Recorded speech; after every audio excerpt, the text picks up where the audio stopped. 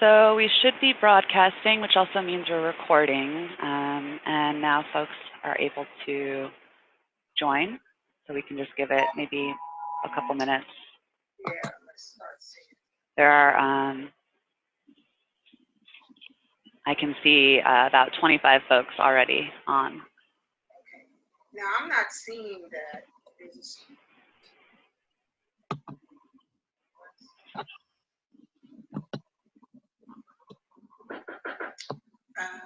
Oh, I see. I see. Excuse me.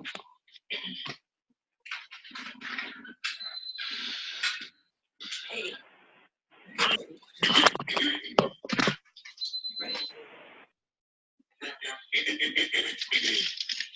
Zara looks like a thrift store.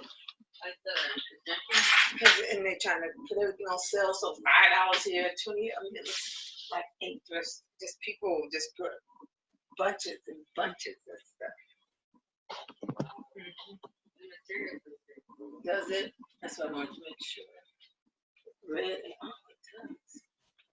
Oh, I love the picture. Yeah, it's a nice picture. I'm telling you, I had to look hard. I just kept Googling stuff. When I saw that one in the oversized nature of it. Who are you giving the other one to? I may keep it. You know, I don't know if your mom likes it. Huh? Oh, hello, y'all. Y'all listening to me and my niece.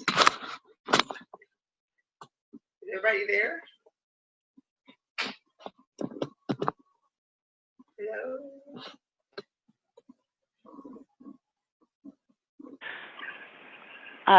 For attendees who are on, we're just giving it 1 or 2 minutes for folks to get signed on, and then we'll get started. But the webinar is being recorded and can be distributed afterwards as well.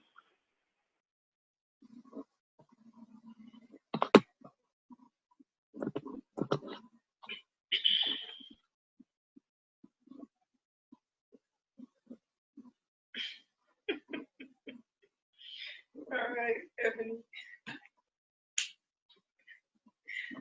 See how fast we forget.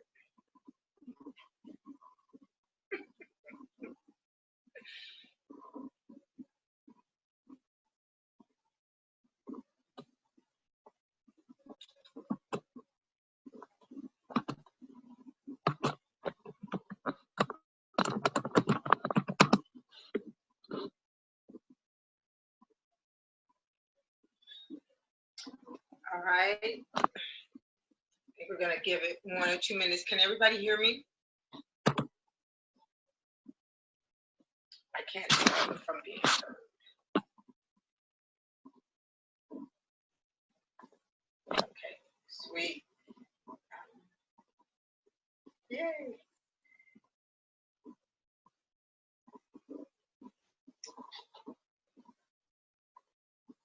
It's weird because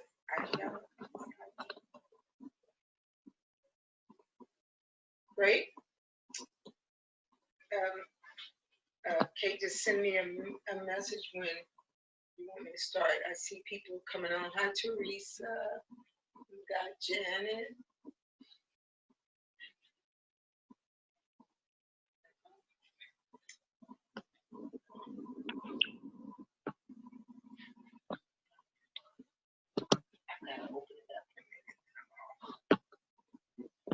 All right.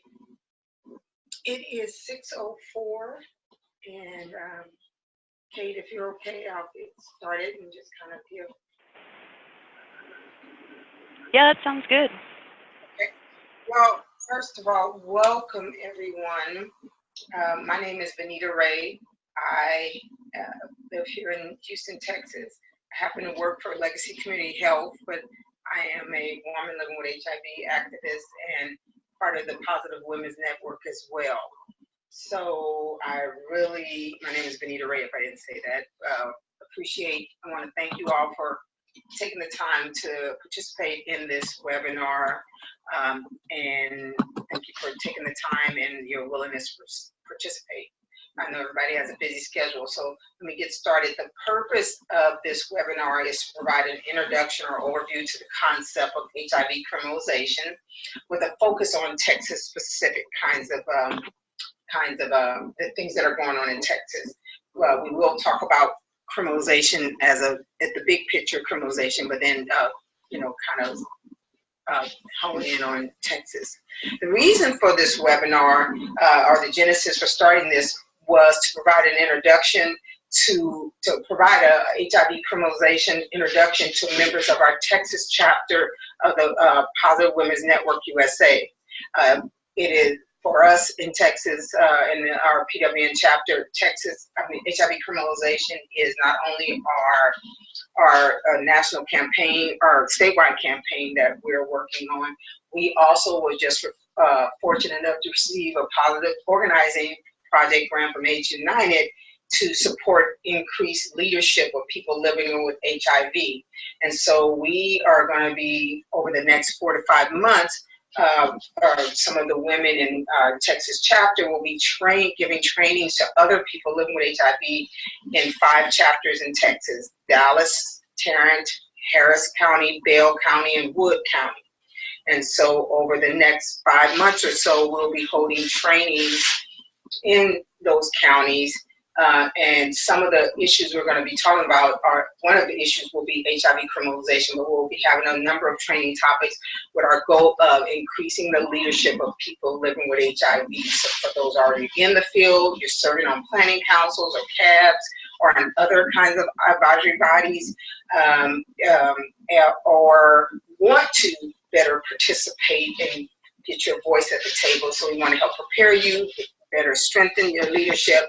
And so that's what we're going to be doing. And the real purpose for this webinar initially was to make sure that those trainers that are part of the Texas chapter, you could get an initial primer on HIV criminalization, as well as the presentation that they'll be going around those 5 counties and giving short presentations on to folks. And like I said, it's just one of the topics. So we decided to organize this initial webinar as a way to provide our ladies with an introduction to criminalization, and then thought we could open it up to any of those who wanted to get an introduction to criminalization.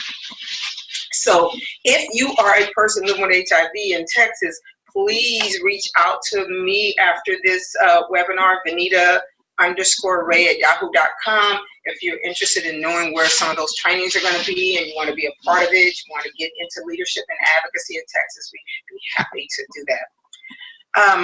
We're happy to connect you with the folks. We have some women in Dallas and in Houston are going to be doing this training. So leadership, there's just going to be a series of different topics, but HIV criminalization being one. So excited to have this. This is real good stuff. Let me tell you who's going to be doing the training. So I'm going to start off by just giving a little bio on our wonderful panelists that we have. First off, we're going to start with Kate Bolton, and she's a staff attorney at the Center for HIV Law and Policy, where she focuses primarily on HIV criminal law reform and the overrepresentation of people living with HIV in the criminal legal system. Really, y'all, we got some real awesome panelists. Then we're going to go to Arpita and Apanagari, did I say it right? She's the National Community, and I apologize if I didn't, the National Community Outreach Coordinator at the Center for HIV Law and Policy as well.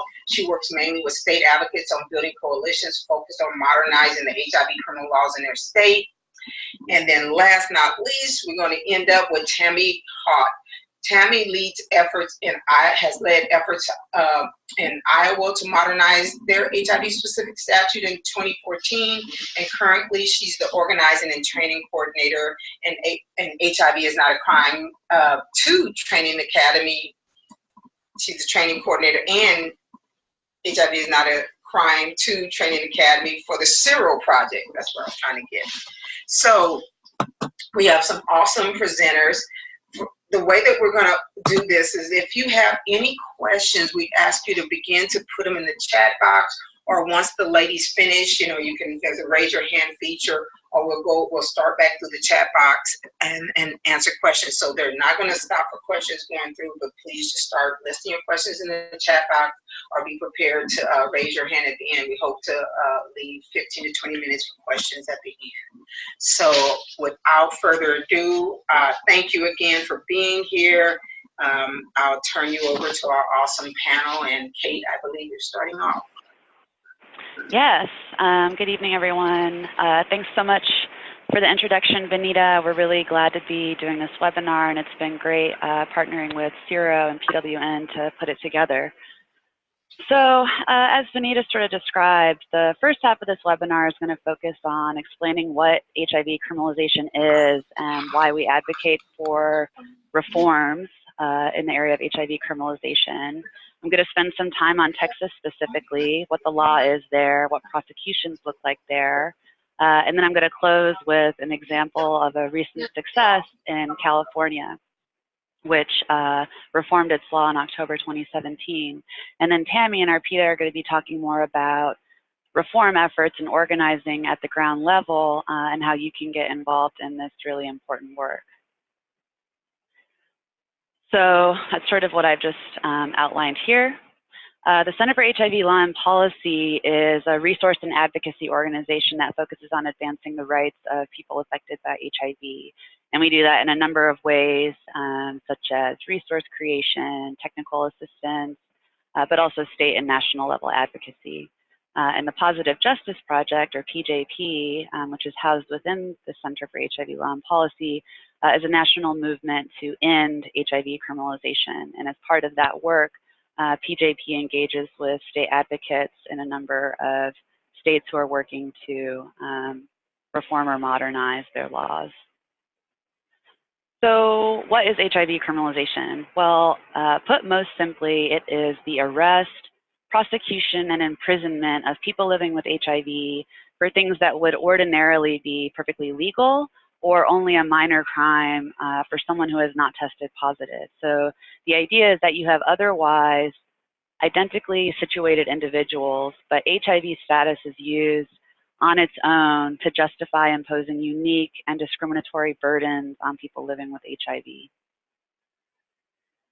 So over 30 states and a couple US territories have HIV-specific criminal laws. So it's important to understand that this is really more the rule as opposed to the exception in the United States. But even in states that don't have these kinds of HIV-specific laws, HIV criminalization still happens through general criminal laws, such as aggravated assault or reckless endangerment. And examples of states like that are Texas, New York, which is where Arpita and I live, Massachusetts, Oregon, Pennsylvania. Many of these states will actually use both HIV-specific criminal laws and general criminal laws, so it's not necessarily a one or the other type of situation.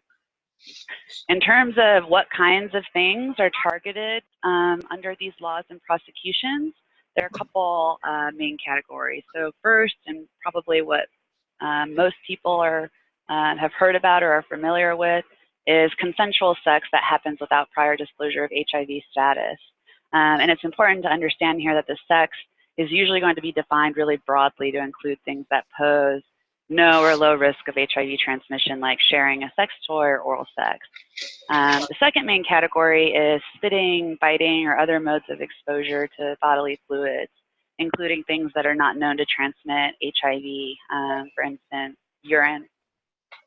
And then finally, HIV status can be used as a way of increasing or enhancing the penalties for other types of crimes. So for instance, solicitation crimes, or crimes of sharing injection equipment for injection drug users, or for underlying sex crimes like sexual assault or rape. And in those situations, there's HIV status operates as a basis for increasing the penalty or the seriousness of the crime, so that folks are serving more time. So this map depicts what I've just been saying. You can see all the states here that have HIV-specific laws are the red ones. The orange ones are states that use general felony laws, which you can see Texas is there at the bottom. You can see this is not limited to a particular geographic region, and you can see that there have been a lot of prosecutions and arrests over the last decade. But you should know that that 303 number is not exhaustive. It's actually pretty difficult to track arrests and prosecutions systematically, and that number is definitely a low estimate of what the true number is. In terms of understanding the difference between an HIV-specific criminal law and a general criminal law that is used to target people living with HIV, you can see two examples here side by side, and you can kind of think of this as two different models of HIV criminalization, if that's helpful. So on the left, you see Ohio's law that spells out sex without disclosure of HIV status as a form of felonious assault. And then on the right, you see New York's reckless endangerment law, which is used to prosecute cases of non-disclosure. So what that means is the exact same behavior, sex with alleged non-disclosure of HIV status, is being targeted and punished under these laws, but only one of them contains a specific reference to HIV, whereas the other does not. And so when we say HIV criminal laws, we're normally talking about laws like the one on the left, but HIV criminalization is much broader than that. And so really, you should think of it as any kind of law or practice or policy that results in people living with HIV being discriminated against and targeted by the criminal legal system. So the laws look different from state to state, the laws and prosecutions, where there isn't an HIV-specific law, but there are some common threads sort of across the board for these types of prosecutions, which are, first, transmission is not required for prosecutions. Normally it's going to be enough that there's some kind of alleged exposure, meaning that people are serving really long sentences where there was no harm or injury to another person. Second, risk of transmission is pretty much irrelevant. We know that things that don't pose a risk of transmission are punished, but also things that pose a very low risk, such as sex with a condom or sexual virally suppressed. Intent to harm or transmit is not required. And we're talking about really severe and disproportionate penalties, right? Oftentimes we're talking about a felony, potential sex offender registration, and up decades of incarceration. So there are some serious disconnects between HIV criminalization and basic science and fundamental legal principles, and that's what the next couple slides address. So this slide just shows the risk posed by different kinds of activity, and you can see that even with the quote riskiest sex, it's a less than 2% chance of transmission for any individual sex act, right? So the takeaway here is that HIV is not that easy to transmit because these numbers that you're seeing are also without the benefit of condoms, ART, or PrEP. Another way that HIV criminalization is disconnected from modern science is that it's based on the idea that an HIV diagnosis is like a death sentence, right? Something that is physically and socially life-ending. And it's really common to see legislators, judges, prosecutors use really misleading and inflammatory language to talk about HIV and HIV transmission, like describing HIV as a deadly or a lethal weapon, which is something we're going to talk about more with Texas. But of course, that is not the case today with the availability of modern treatment. So it's disconnected from the science, but it also has really harmful public health impacts, right? So this is important to remember when you hear people trying to argue that HIV criminalization somehow promotes public safety or the public good. The reality is that there's really no evidence of that. There's not evidence that HIV criminalization really affects people's sexual behaviors or that it has led to any reduction in rates of new HIV and AIDS diagnoses. So some of the other problems that you see here, because you're only criminally liable if you're aware of your status, HIV criminalization disincentivizes getting tested. It also can create a wedge between patients and providers because in some states, providers can be compelled to testify against their patients in criminal prosecution. So it really sort of harms the trust of that relationship. And, you know, we know based on the data that we have that HIV criminalization disproportionately affects communities that are already marginalized, including LGBTQ folks, people of color, and sex workers. And of course, these laws are incredibly stigmatizing. So as far as the sort of legal side of things, HIV criminalization is a real sort of departure from ordinary legal principles, right? Most other types of crimes that involve harm to someone else require some kind of intent or measurable risk of harm, right? But that is not the case here. And we're talking about these really severe penalties that are the same severity as those imposed for killing someone, but of course, the harm in question here, if it even happens, is the transmission of a chronic manageable medical condition. And so in response to all of these different issues, the Positive Justice Project released a consensus statement followed by some guiding principles in 2015. And these lay out what we think are important sort of principles that should inform criminal law reform efforts, meaning a modernized law should require intent to harm and conduct likely to achieve that harm. If someone does something like use a condom, that should negate intent to harm, and penalties should be proportionate. So I know that was kind of fast, but now we're going to be switching to the situation in Texas.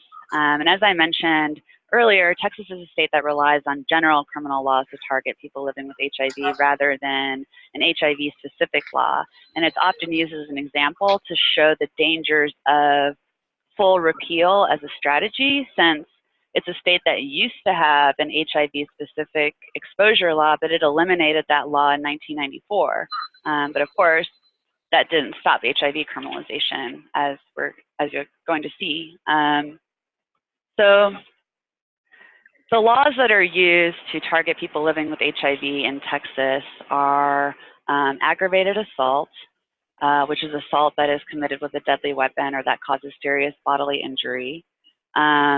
Aggravated sexual assault, which is sex without someone's consent or sex with a child, which is committed with the use of a deadly weapon or that causes serious bodily injury. Attempted murder, although there have only been a handful of examples of that. And then something called harassment of a public servant, which basically means causing a public servant to come into contact with some kind of bodily fluid while they're engaged in their official activities.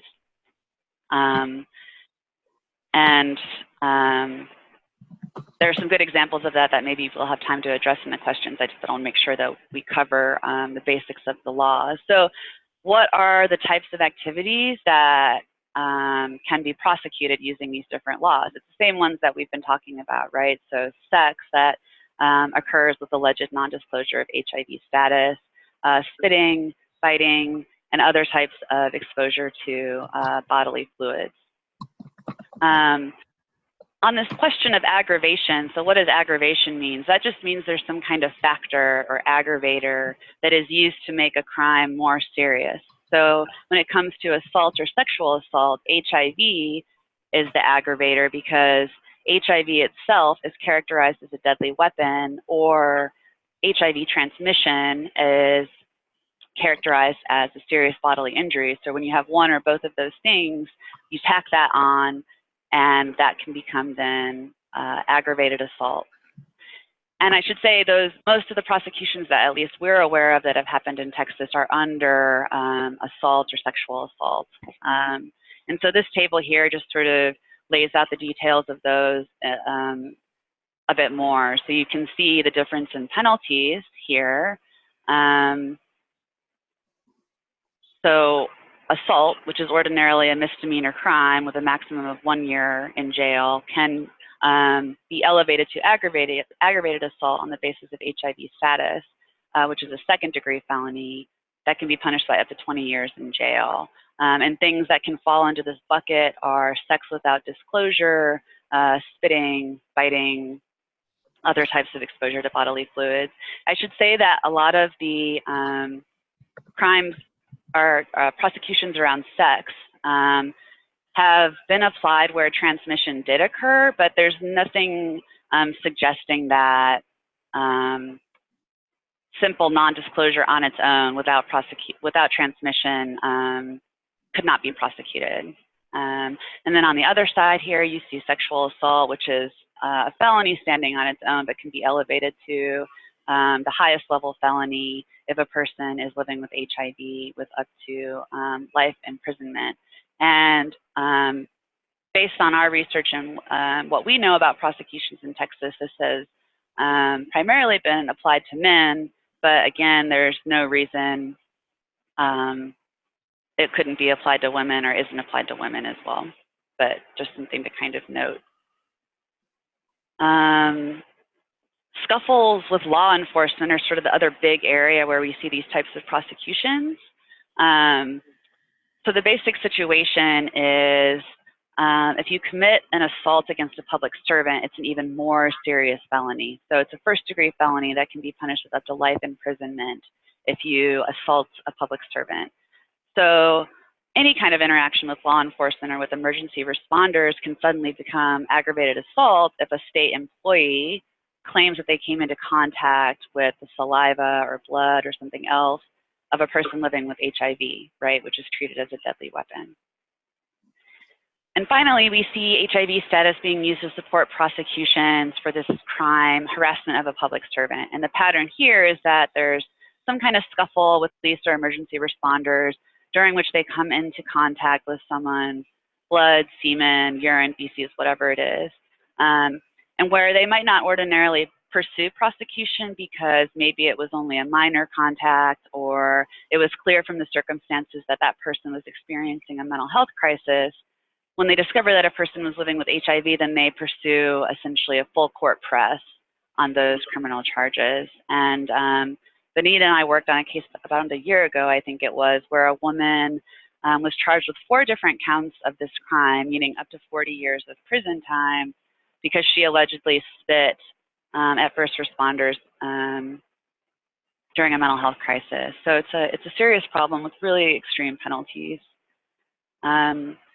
Here are some examples of recent prosecutions in Texas, and you can see these kind of encompass the range of situations that we've talked about. There's sex without disclosure, which has been treated as aggravated assault, both on the sort of the bodily injury theory and the deadly weapon theory, and then you have aggravated assault applied where a man allegedly spit at a couple of police officers during his arrest. There are definitely other cases. These are just sort of to illustrate the types of prosecutions that are happening. So before we transition to the second half of the webinar, where the focus will be on organizing and advocacy, I just wanted to touch very quickly on a recent success story that has been a real source of inspiration to the many people working to change these laws and practices across the United States. So in October of last year, California successfully modernized its HIV felony exposure law. The new law is not specific to HIV, rather it treats intentional exposure of HIV like intentional exposure of any other infectious or communicable disease. And it includes these requirements that I've talked about of intent to harm and conduct that actually poses some kind of risk of that harm happening, and it applies a misdemeanor rather than a felony penalty. And really importantly, it reforms or eliminates really the laws that singled out sex workers living with HIV, which was a really big victory because research had demonstrated that sex workers really were bearing the brunt of the harm from HIV criminalization in that state. So I want to make sure there's time to get to everything else. So I'm going to hand it over to Tammy and Arpita. Great. Thank you, Kate, for that quick and dirty overview of HIV criminalization, both in general and in Texas. Just a quick look at what you'll be hearing from me and then from Tammy Hott at Sierra Project. I'm going to first talk a little bit about what state advocacy looks like, what it is, and how we've seen successful state coalitions built in the different states that we work in. And then Tammy's going to talk to you all about grassroots organizing and the importance of meaningful inclusion of people living with HIV.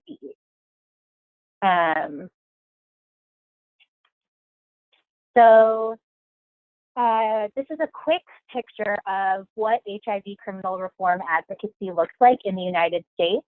So the states in purple are states that have or are engaged in HIV criminal reform advocacy.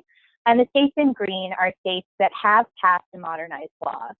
And so in looking at this map, you can see that Illinois, Iowa, Colorado, and California are the states that so far we've seen pass a modernized law. And it's important to see, you know, as Kate just said, California is kind of a huge win for us in the movement, and it, you know, is already being seen as representing kind of model language. It's the most recent and by far the most improved. And states like Illinois, the law has been modernized in that it's been improved from what it used to be, but it's not widely considered to be on the same level as California or Colorado or Iowa. Something else to see when you look at this map is that the states in purple are engaged in HIV criminal reform advocacy at different levels, and their types of engagement are also different. But what I think is really important to get from this map is to see that success is possible, right? To see that we as a movement can define success by the places where we've seen a modernized law take place. It's important for the health of the movement to really look at where we succeeded and how we can continue to succeed. So for what does state advocacy look like? Each state on the map, as the map Kate showed you in her presentation kind of said, each state has different laws and different statutes that relate to HIV criminalization. So advocacy and the priorities of each state coalition look different. The one constant that I think is true across the board is that the most effective advocates in this movement are local and invested community members. So a lot of you, I believe, are from Texas, and, you know, Vanita got you all to attend this webinar, and this is amazing, and this is such a good start, and she's tapping into her own network. And she, you know, brought you guys into this movement as a way to say, you know, y'all are the community that this affects. You guys are the ones who can really take this issue and move it forward. So most of the state advocacy that we work on and that Tammy works on as well occur through a coalition of key stakeholders that represent different communities and different advocacy areas that intersect with HIV criminalization. Like Vanita said at the top of the webinar, if you're interested in joining or starting advocacy efforts in Texas or your own state, visit our website, talk to Vanita, talk to myself, Kate, and Tammy, and, you know, we'll get going. So in terms of building a state coalition, there are a variety of different ways to do this. And, you know, of course, every state coalition will take on their own identity. But in our work, since we work across a bunch of different states, we've been able to kind of pick out what we see as best practices. So the first thing I wanted to highlight for everyone is that one of the things that is most key for a coalition to be successful is to start by setting out priorities and make some shared decisions that everyone can have ownership on right from the beginning. So things like defining your mission, things like having a name, a logo, a listserv, things like deciding what your coalition structure is going to be. Are there going to be chairs and co-chairs or different, you know, policy buckets, whatever that may look like. Also, creating a list of priorities. It's really important that everyone on the coalition is on the same page about what they want to see changed in their state, what they're willing to compromise on, what their, you know, red line is, where they're not willing to cross, where they're not willing to compromise. I think the most important thing when you're building a coalition is to make sure that every decision that you're making, especially at the beginning stages, is very transparent and includes everyone. So another thing that we see as a successful component of building a coalition that's strong and successful is that coalition members take it upon themselves to build their own literacy on HIV criminalization. For example, this webinar is a really great start. That you're here is amazing. That you're taking, you know, time out of your day to build your own literacy, to build your own knowledge base is a really great start. The goal for each coalition should be that every single member of the coalition is able to tap into and educate their own communities on HIV criminalization, and that they feel like they have the resources to do that. So the goal is that you all can walk away from this webinar and tell one friend what HIV criminalization is. I think that's a great goal. Another thing that is important in the beginning stages of coalition building is to identify your target audiences. So again, for every state, this is going to look a little different, and for every state, you know, the priority list of these target audiences is going to look different. But I think the three main target audiences that we see most often, especially at the beginning, are legislators, medical and public health professionals, and legal professionals. This is just a beginning list, and it's important to identify these audiences so that the coalition can start to build resources that are targeted towards those specific communities of people.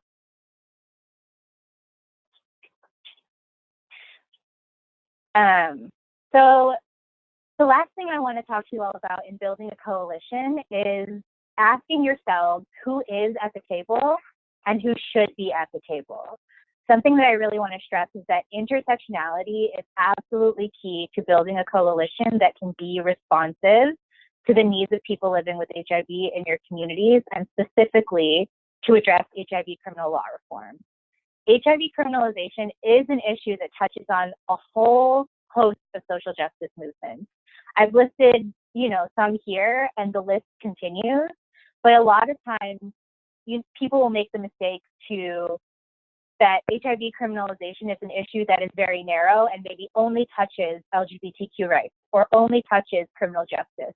When in reality, we see that HIV criminalization affects racial justice, it affects health equity, reproductive justice, immigrant rights, sex workers' rights, the rights of people who inject drugs, and the people who talk about harm reduction principles.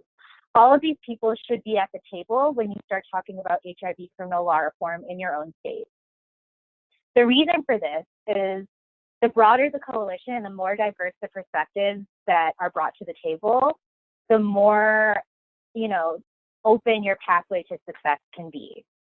The last thing I want to stress, and something that'll lead us right into Tammy's presentation, is that the needs and perspectives of people living with HIV should be centered throughout this process. This is a really key point, and I'll let Tammy take over from here to talk about it. Thank you, Kate and Arpita. And just to highlight a little bit more about the involvement of people living with HIV and how important it is, you know, the saying, nothing about us without us. And I'm thrilled that Vanita and the Positive Women Network was able to secure this grant to educate women living with HIV, because women being involved and sharing their stories is very important to make changes. In Iowa, when we were working, Senator Matt McCoy said, you know, things worked out a little bit better because for some reason, using people's stereotypes and against them, for some reason, thankfully, legislators didn't think that they could demonize me just based on their own stigma of people living with HIV. So I think this will really help Texas as they move forward and figure out the next steps in their strategy. We also have the power of a collective voice and the unique perspective, and as anyone who has heard Barb Cardell speak, it is we as people living with HIV are the subject experts, that our voices have to be centered in all the work that we do. Next slide, please. So some of the benefits of involving people living with HIV in all levels of the decision-making process is real connection to the community. It reduces a reduction in stigma and discrimination, increase effectiveness of policy and programs, and I think the most important is a sense of self-empowerment, improvement in the lives of people living with HIV. Empowering people to share their stories or feel safe or just feel included is what is so important in these efforts. Next slide. So in 1983, 12 men got together for the first time at the 5th Annual Gay and Lesbian Health Conference and wrote the Denver Principles, the manifesto outlining the rights and responsibilities of people with HIV and AIDS, as well as for healthcare providers and just care providers. And it begins with people first language, which is something that we are still working to get people to use people first language so that we are not stigmatizing ourselves in the words that we use when we advocate and educate others about these laws and just living with HIV. So one of the statements that came from the Denver Principles is, we condemn attempts to label us as victims, a term which implies defeat, and we are only occasionally patients, a term which implies passivity, helplessness, and dependence upon the care of others. We are people with AIDS. Next slide. So some of the recommendations for people with AIDS was to form caucuses, to choose their own representatives to deal with the media, to choose their own agenda, and to plan their own strategies. Be involved at every level of the decision making, and specifically serve on the board of directors of provider organizations. Be included in all AIDS forums with equal credibility as other participants, and to share their own experiences and knowledge. And like we said, people living with HIV are the subject experts when it comes to living with HIV and discussing the issues that are important to our lives. Next slide, please. But there are many challenges for people to be involved in these. In the beginning, it was death, the poor health, and burnout of early leaders.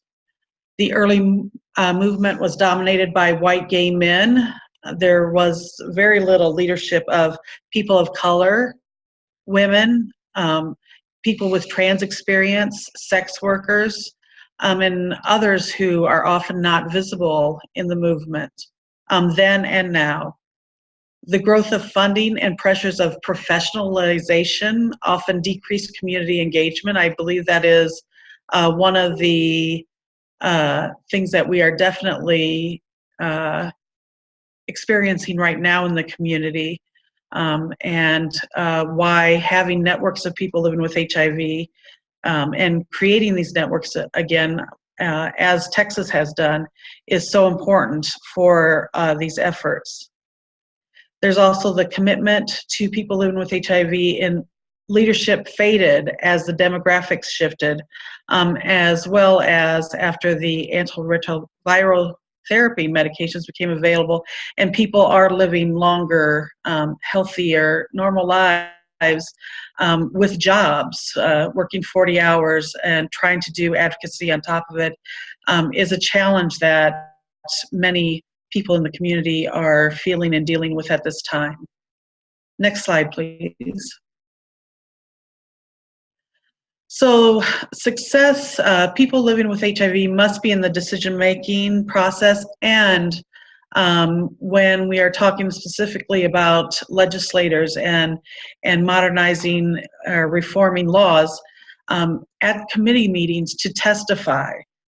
But one of the challenges that we do have is coalition power dynamics and how that impacts the work of different state advocacy groups. I have also worked with many different states, and power dynamics is something that I'm hearing from more people living with HIV that is creating some conflict in some of the advocacy work going on, and its allies are so important and needed.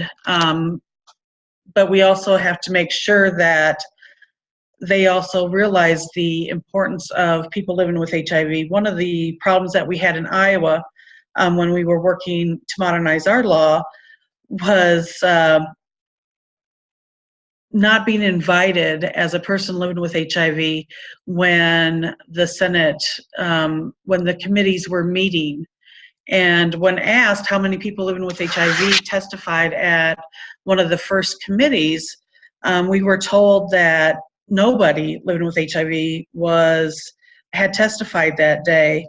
And they said because legislators hadn't asked for us. As people living with HIV, if we waited until somebody asked for us to be present or to share our stories, we wouldn't go anywhere.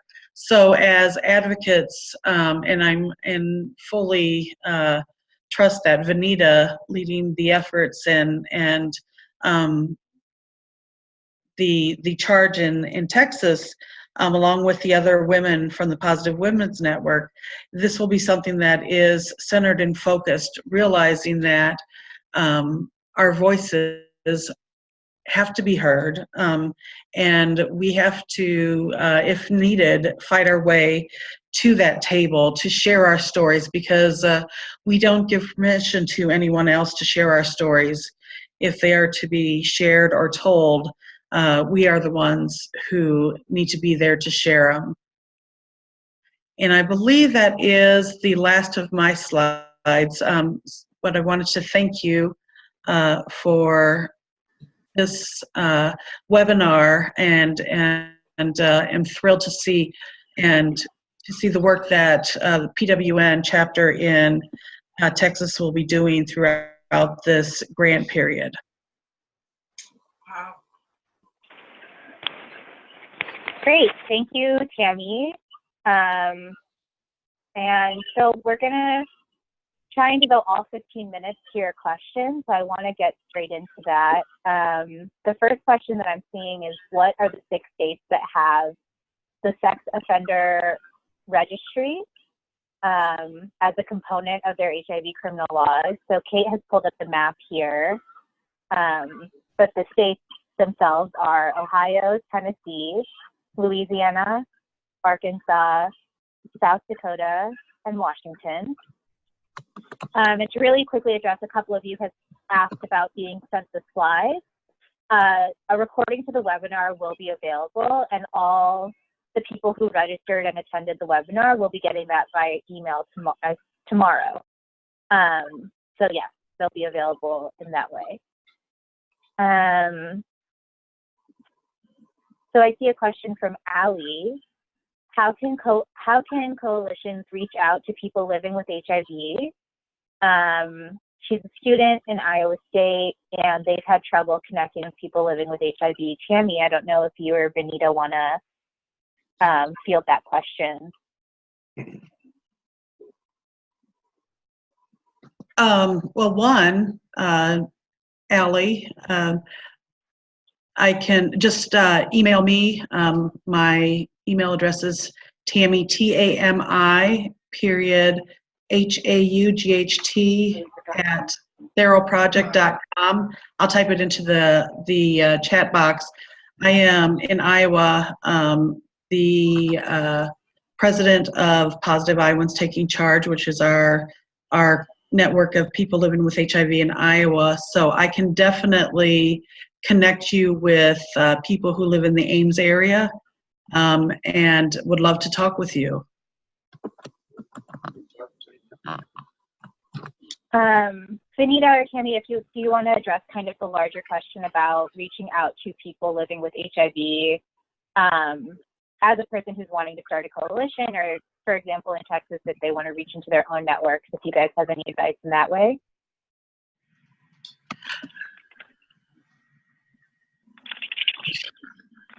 Well, and just to say, on the Sero Project's website, www.seroproject.com, we have the Network Empowerment Project portion of that, and on there we have a list of states and list different networks in those states on our website. So that would be a good place to start to find some of the networks in your state, so that you could get a hold of people living with HIV. Also, there are other networks, national networks like the Positive Women's Network. There's the US PLHIV Caucus, ICW, the International Community of Women, and I'm missing one. What's the the Sero Project, Global Network of People, North America. So there are some national organizations that you could also reach out to that would be able to help connect you with state advocates. Thanks, Tammy. We have another question. Is there a statute of limitations for criminalization? And in parentheses, they have aggravated. So I think that's referring to the aggravated assault or aggravated sexual assault. That's a good question. Yeah, most states will have some kind of statute of limitations for all different kinds of crimes. And that means after a certain period of time has passed, normally a period of years, that it's no longer possible to charge and prosecute someone for that crime because too much time has passed. And I actually don't know what the statute of limitations is for aggravated assault or assault prosecutions in Texas. Definitely something that wouldn't take too long to look up, and I could share with whoever posed that question after the webinar. But yeah, sorry, I don't know offhand what it is in Texas. So the next question is, what advice would, actually first, Byron, who asked the question, if you could send the panelists your email address and we'll make sure to get back to you on the statute of limitations. The next question is, what advice would you give to the attendees of this webinar to ensure that people living with HIV are invited to all meetings within the process to end HIV criminalization laws, such as committee meetings, congressional meetings, to tell their stories? Benita and Tammy, if you guys want to answer that. Could you repeat that one more time? Question? Sure. The question was, what advice would you give to webinar attendees to ensure that people living with HIV are invited to all steps in the process of ending HIV criminalization laws?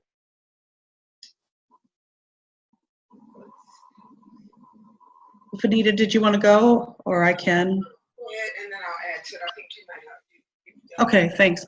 One is in one of the slides, I think it was Arpita talked about the different states that have active working groups trying to modernize their laws. Definitely talk to somebody who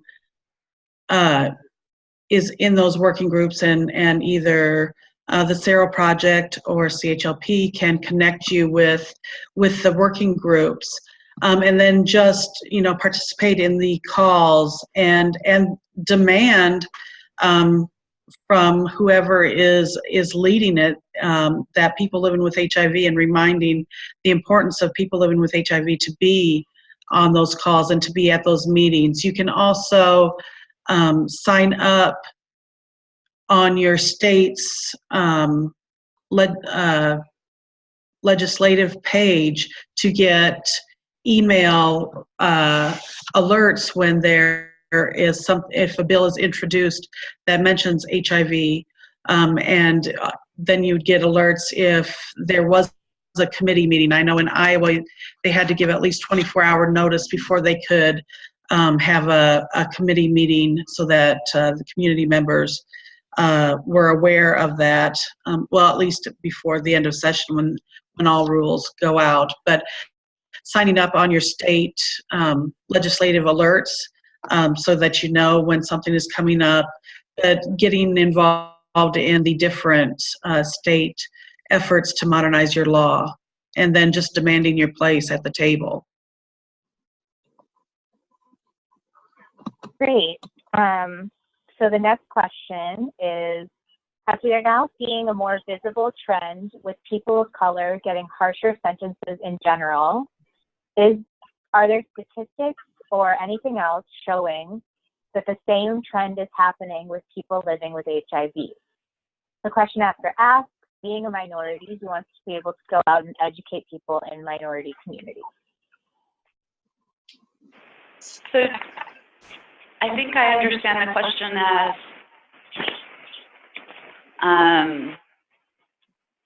are people of color overrepresented in HIV criminal prosecutions, or can you repeat the question? Yeah, so a trend that we're seeing is that people of color are getting harsher sentences in general.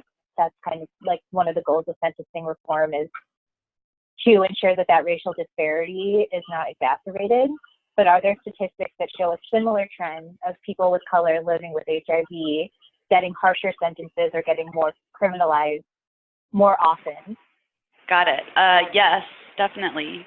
The most sort of complete set of data and statistics that there is around HIV criminalization came out of California from an organization called the Williams Institute, and they did this kind of comprehensive analysis of how the different laws had been used over close to a 20-year period, I think it was, and they found overwhelming racial disparities, and particularly Black women experienced really disproportionate targeting under the HIV criminal laws relative to their share of the population. And then a handful of other states have sort of smaller scale research that has happened. So for instance, Tennessee, I know, had a study. And there's also research in Canada that suggests the same kind of trend. So it is challenging because there's a lot less information than we would like to have, because that's a very common question from legislators actually, like, so how are the laws actually being used in this state, for instance? And it can be difficult to answer because of the lack of data. But what we do know definitely bears out what you said, no doubt. Absolutely.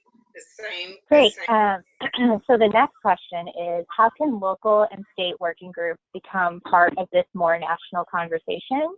And this question comes from thinking that there are advocacy efforts that are happening that aren't represented in the map that's on the screen right now. And I just want to say, I'm sure that that's absolutely the case, that there are advocacy efforts that are happening in states that have not been highlighted on this map. And that's because, like I said in my presentation, and I think like Tammy reiterated, the most critical advocacy is happening at the state level. The most critical advocates, the best advocates, the most effective advocates are local, and they're committed community members. Myself and Tammy and Kate were all kind of nationally facing, and we work, you know, in national organizations. But a way to be involved, you know, to involve your own local state group or your own coalition in the more national conversation is to connect to myself and Kate at CHLP and Tammy at the Zero Project. Tammy and I especially work really closely together. We're on a lot of the same calls, so connect with us, and you know, we can go from there. I'm really happy to hear that there are even more advocacy efforts happening than are on this map. That's always a good thing to hear. And if I can add real quick, Arpita, if you also want to, on more of the national conversation, Zero Project and the Positive Women's Network are hosting the HIV is Not a Crime 3 Training Academy, which is June 3rd through 6th. And you can find out more information on the website HIVisnotacrime.com. January 12th, Friday, is the last day that we are accepting scholarships for the Training Academy. So if you want to be involved on the national level or just to connect with other state advocates, I encourage you to look at that website and definitely get a scholarship in with your letter of support by Friday. And that is open. It's not limited to women only. It is open to everyone. Also, if you email me, we can get you connected to our National Sero Project Google group, which, depending on what is happening around the nation, there's open discussions about new cases or just the new information that is happening in the States. We are also on Facebook, both HIV is Not a Crime and the Sero Project. So those are great ways to get information on what we are doing on a national level. Thanks, Tammy. So we're hitting 8 o'clock, and I want to be cognizant of everyone's time. I've resent the contact information for myself, Kate, and Tammy in the chat box. I sent it before, and it kind of disappeared, I think, in all of the questions. Yes, I'll resend Vanita's as well. She had sent hers, and again, it's kind of up the chat box. Oh, she just sent it herself. Thank you, everyone, for attending this webinar and for being so engaged and asking really great questions. Vanita, I don't know if you want to close this out. Can you hear me? Yes, but very faintly.